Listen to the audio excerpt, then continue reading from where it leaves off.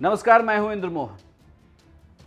Lockdown 3 के शुरू होने के बाद देश के कई हिस्सों से लगातार ऐसी तस्वीरें आ रही हैं जहां पर प्रवासी मजदूर और पुलिस के बीच झड़प की खबरें हैं। सबसे पहली तस्वीर तो गुजरात से आई थी, जहां सूरत में लगातार मजदूर जो है वो पुलिस के सामने प्रदर्शन कर रहे थे। फिर यह आरोप है कि उन्होंने पुलिस पर पत्थरबाजी भी की, यहां तक कि पुलिस ये भी कह रही है कि एसिड की बोतलें भी फेंकी गई है।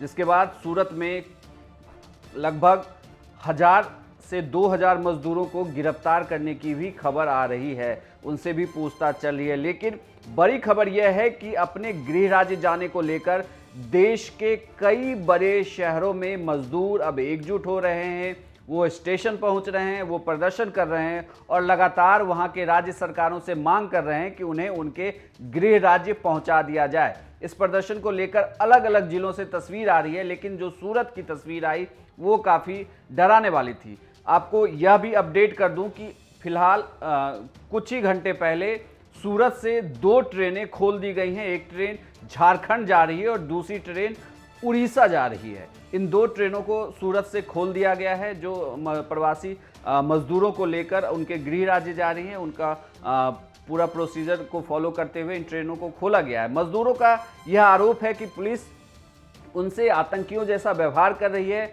उन्हें पीट रही है। जब भी वो फॉर्म अगर भरते हैं और अगर थोड़ी सी भी गलती होती है तो उन्हें वापस लाइन में लगा दिया जाता है। ऐसी ही तस्वीरें बेंगलुरु से भी आई, अहमदाबाद से भी ऐसी तस्वीरें आई और देश के कुछ और राज्यों से भी ऐसी ही तस्वीरें आई।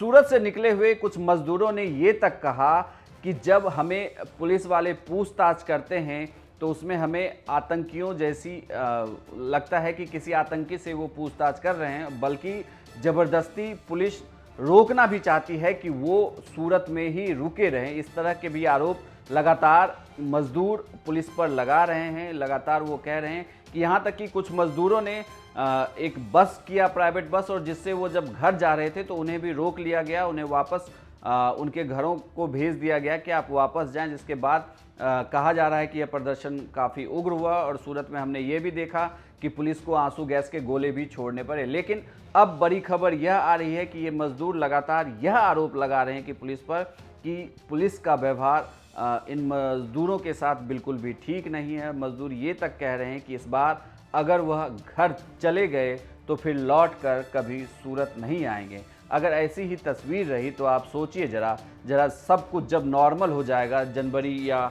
यूँ कहें कि फरवरी जैसे महीने वाले दिनों में जब फिर से लॉकडाउन हट जाएगा और ऐसे दिन आएंगे तो फिर आखिर इन उद्योग धंधों में कौन काम करेगा, ये एक बड़ा सवाल है। क्योंकि यही व्यवहार इन मजदूरों को फिर वापस लाएगा या नहीं लाएगा, ये सब कुछ अभी इन तस्वीरों से ही डिपेंड करता है कि प्रशासन किस तरीके से इनके साथ पेश आती है, उन फैक्ट्रियों के मालिक उनके साथ किस तरीके से पेश आते हैं। यह सब कुछ अब डिपेंड करता है इस लॉकडाउन में कि कैसे ये लोग अपने गृह राज्य वापस जाएंगे।